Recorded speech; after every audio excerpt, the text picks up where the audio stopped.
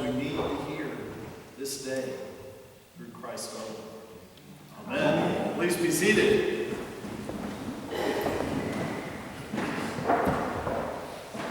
In 2017, there was a woman named Cindy who spent quite a bit of time preparing for the New York City Marathon. And in that preparation, she ran several half marathons and finished just about 2 hours, a little bit more in that.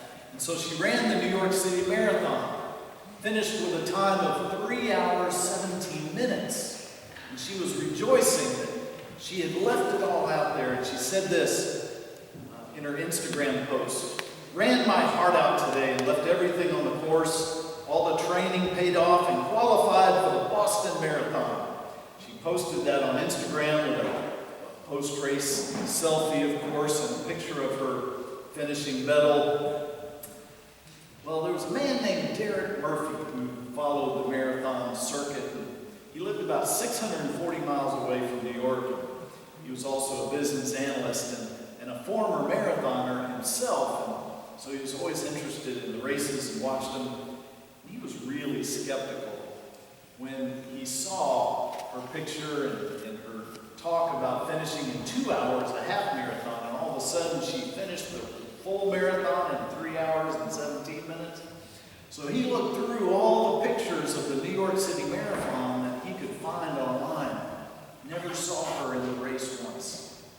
But he did find a tall, very athletically built man running the race with her numbered bib on his body. She had given her number to him to run the race for her. And so she was recorded as finishing the race in 3 hours and 17 minutes. Well, he notified the marathon authorities and sent all the information. Of course, she was disqualified, as were a number of other contestants who had cheated as well. You ever tried to take a shortcut? I think we all can say maybe we did. It's funny, I drive by 98 and I look at the kids running around, and I know they're long distance runners, and they hit that corner over there. Some of them run the full corner and some of them don't. And we're all tempted to take that shortcut because the long ways can be so difficult. Well, today's gospel is kind of like that. The workers who were hired, at the beginning of the day had the entire day to work, the heat of the day, and all that labor. That's kind of like us when we become Christians, particularly at a younger age. We've got our entire life to run the race for Christ. As Paul put it in his letter to the Corinthians, we're running a race, and we're running that race for Christ. Are we going to cheat as we run and not really run the race? It's kind of like those workers who said, we put up with the heat of the day.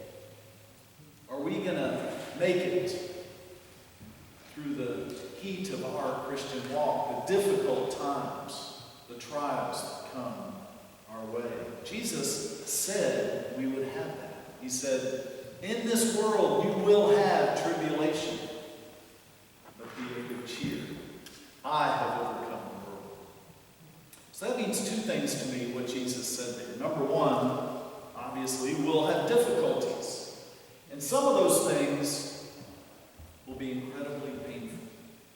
Not just hard, but painful. Physically, emotionally, financially, lots of different ways. And the second thing that means is He's with us in the midst of all of that painful difficulties that we go through. At the same time that He is with us, we're going through these things, you and I, we've got to have perseverance. We've got to run that race ourselves. We have to keep putting one foot in front of the other and actually run the entire race.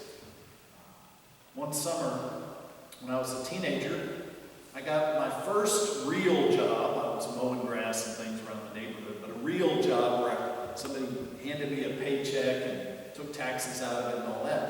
I was a dishwasher and busboy at the Officers Club at NAS Jacksonville. And New Year's Eve came, and the other teenager, Mike, who had gotten me the job, he and I were working that night for New Year's Eve, and they had you can imagine the officers had a large party at the Officers Club. The place was packed, more people than we'd ever seen. Every plate in the place had been used, and dish, and cup, and saucer. All the pots and pans were piled up in enormous piles in the kitchen. And Mike looked around and said, "I quit." You can imagine how I felt when Mike said that. He literally said, "I quit." He walked out the door and he was headed for his car. I ran for the manager and said, "Mike just quit." So he ran out there and talked to him and convinced him to come back in.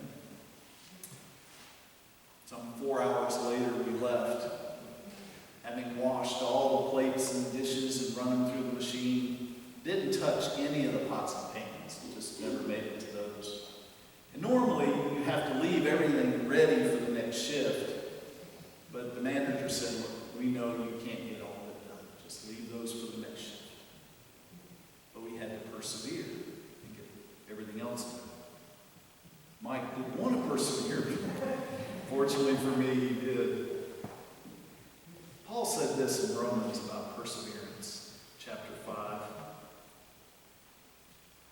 Not only so, I skipped an entire portion of my sermon. I know you're not disappointed. Hebrews chapter 12, the author said this: "Since we are surrounded by such a great cloud of witnesses, let us throw off everything that hinders and the sin that so easily entangles, and let us run with perseverance the race marked out for us. Let us fix our eyes on Jesus, the author and perfecter of our faith, who for the joy set before him endured the cross, scorning its shame, and sat down at the right hand of the throne of God. Consider him who endured such opposition from sinful men, so that you will not grow weary and lose heart." Several points from that scripture. Number one, throw off everything that is hindering us and the sin that just tangles us up. Just throw it off. We're to do part of that work. Christ obviously died on the cross for those sins, and he took the penalty for them, but we've got to give those to him and stop doing them. Number two, he said, run the race with perseverance. I think Paul must have been a long-distance runner. He kept using that analogy over and over. Now, this is Hebrews, and we're not sure if Paul wrote it or not. He said, run with perseverance. Don't give up. Paul did write the book of Romans, and in Romans 5 he said, not only so, but we also rejoice in our sufferings, because we know that suffering produces perseverance. Perseverance, character, and character, hope. And hope does not disappoint us, because God has poured out his love into our hearts by the Holy Spirit, whom he has given us. So when we are experiencing life's painful difficulties, and we are suffering, we have the promise of the Holy Spirit. We're called to persevere.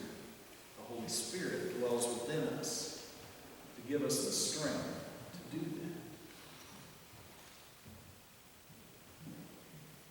that. And then back up to Hebrews. Let us fix our eyes on Jesus. That's the other aspect of this whole puzzle. In the midst of running this race that we call the Christian faith, we've got to keep our eyes on Jesus. It's easy to allow our eyes to wander to other things. And it can, what's the word I'm looking for? It can take us off the path. It can lead us astray from the race. Like Cindy, choosing not even to run, but just to, I guess she just went around and showed up at the end. If we keep our eyes on Christ, we know that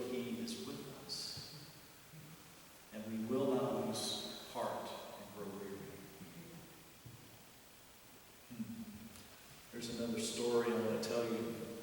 Never knew this before. How many of you enjoy the flavor of vanilla? I think a lot of us enjoy vanilla milkshakes. Well, I can't anymore, but I love vanilla tasting things when I cheat on my diet. But I never knew this before until I ran into it as I was preparing this. Up until the mid-1800s, vanilla was only grown in Mexico because there was a certain type of bee that would pollinate the vanilla plant and flower and allow it to create the vanilla bean. They could not get it to pollinate anywhere else in the world. Well, France gave 3 vanilla plants, or some vanilla plants, in 1822 to a plantation owner on an island off of Africa and east of Madagascar. It was called Reunion. And he planted them. Only one of those plants survived. For the next 20 years, nothing. No vanilla beans. Couldn't get it to pollinate and put out the flower and create the vanilla bean. 20 years he tried. Nothing. Then one day, he's walking around the plantation with Edmund, a 12-year-old slave boy who worked for him. And when he looked at the plant, just out of habit, there were 2 vanilla beans on it. He was shocked. How on earth did that happen?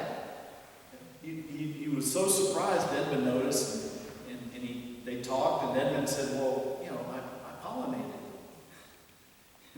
The plantation owner said, how'd you do that? So he showed him how he pinched this part and that part, and it pollinated.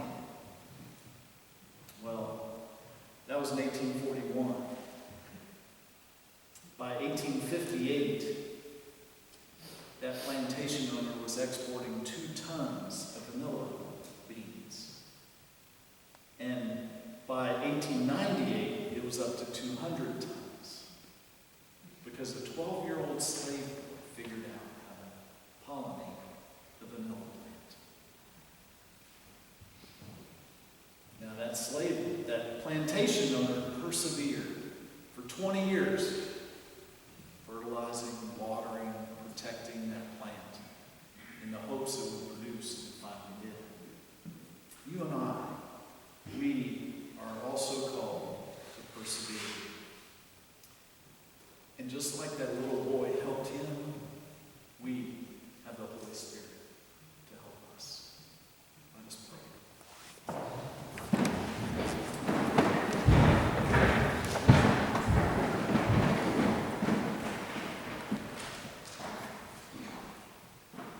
Almighty God, in the face of our difficult and sometimes very long and painful trials, troubles, we ask for the gift of your Holy Spirit to strengthen us, that we may not grow weary in lose heart, but that you will help us to walk and keep our eyes on your Son, Jesus Christ our Lord,